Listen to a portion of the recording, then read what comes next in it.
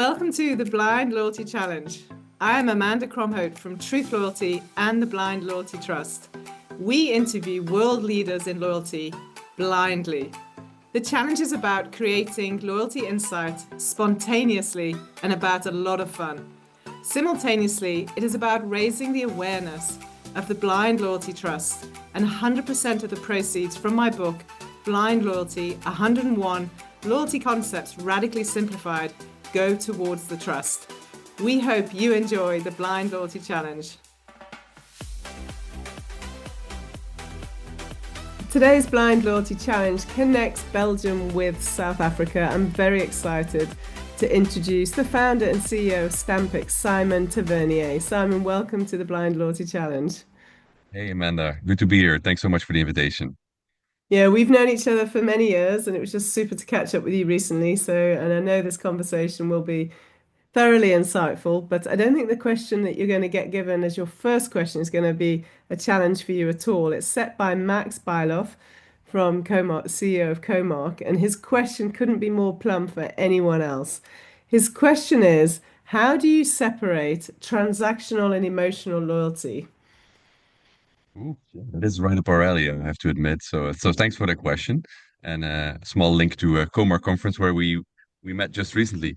So how do you separate? Well, I think you shouldn't separate them entirely, to be honest. I think it's always an and rather than an or story. And when we look at data from customers and members, they always primarily want the discounts, the value, the tangible value, the Yeah. monetary benefits. But right there, second place is always those unexpected gifts and surprises. And like you said, that's exactly what we do at Stampix, where we try to make the difference. Because if everybody's only offering discounts, only offering points, it's a race to the bottom.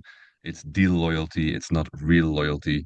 And so we'd like to think of it as a one-two punch, a combo, whatever type of fancy name you want to call it, but always have that tangible value and that emotional connection combined.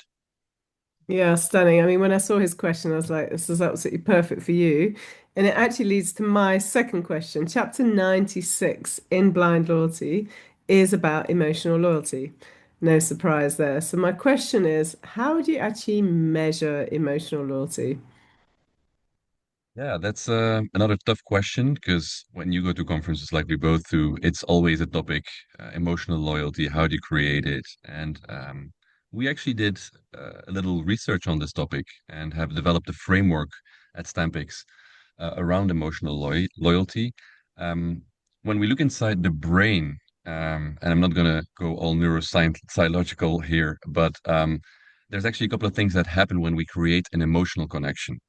There's things like neurotransmitters that we all know. You give a signal from the brain to raise your finger. That's very commonly known. But there's also neuromodulators. Those are the things that actually change our mood, how we feel, the emotional state at any given time, whether we feel emotional, angry, loved. And so the four main hormones that drive our emotional state in a combination is dopamine, oxytocin, which is the empathy hormone, serotonin, and then there's endorphins. And there's little tricks in loyalty programs that allow you to stimulate the release of those hormones. Dopamine is the most commonly known. We're gonna build up towards a reward, so that build up, that pursuit is gonna trigger that dopamine peak when Yeah. you get it.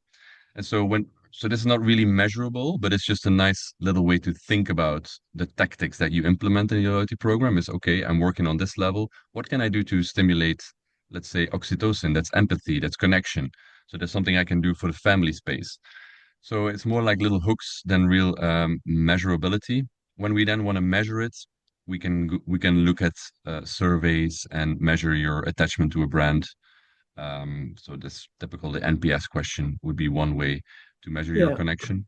And we see in the industry that many brands have developed their own metrics or frameworks to measure that. It can even be as complex as an emotional index, for example. Yeah. Yeah. Stunning. Absolutely stunning. I love it. And you've mentioned this framework to me before, so I'm very much looking forward to hearing it in its full glory. My last question, and it's a personal question. What has been your own very best personal experience of a surprise and delight moment as a customer? Well, I've raised this example a few times, but when flying Alaska Airlines, they did something really cool, which is they would give us a piece of chocolates. And, coming from Belgium, chocolate is obviously very big here. So I was extra attentive to the quality of the chocolate and the story behind it. But what was really cool is you got this chocolate for free. It was perfectly timed, and it was local chocolate from the destination. So they actually reached out to local producers of chocolates and had arranged deals with the destinations, and they managed the whole logistics behind it to actually get you to land in a specific region and get a first taste of the local produce as you are landing. So I really found that very thoughtful, linked to the brand, quite cost effective, and dopamine, just to circle back to the framework, is also a known release of is also released when you eat chocolate. So you're actually tapping into Stunning. that one. I love it. Beautiful. Well, we all love chocolate. I don't know a soul on this planet who doesn't love chocolate secretly or overtly. So wonderful. A lovely example. So, Simon, who would you like to see on the Blind Loyalty Challenge?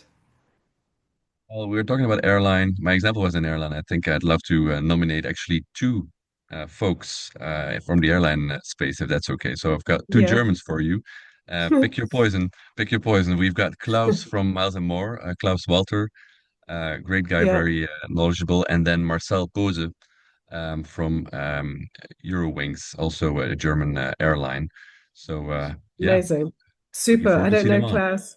Yeah, I don't know Klaus or Marcel, so I'm very happy to invite them both onto the Blind Loyalty Challenge.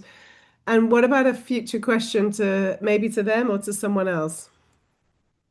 Well, I'd love to think back to somebody else who raised the quote, Adam Posner, saying, "Volume is for vanity and activity is for sanity," I think was his quote. And so that brings the question is, what's a good activity level? If you've got 1 million members, what is a good activity, monthly active users or active in the program, whatever, how you measure it is a separate question. But then what's a good benchmark? It's going to be industry dependent, but still, I'd love to come up with a number. So if you can Yeah. ask that question to the next one. Perfect. What a lovely question. I love it.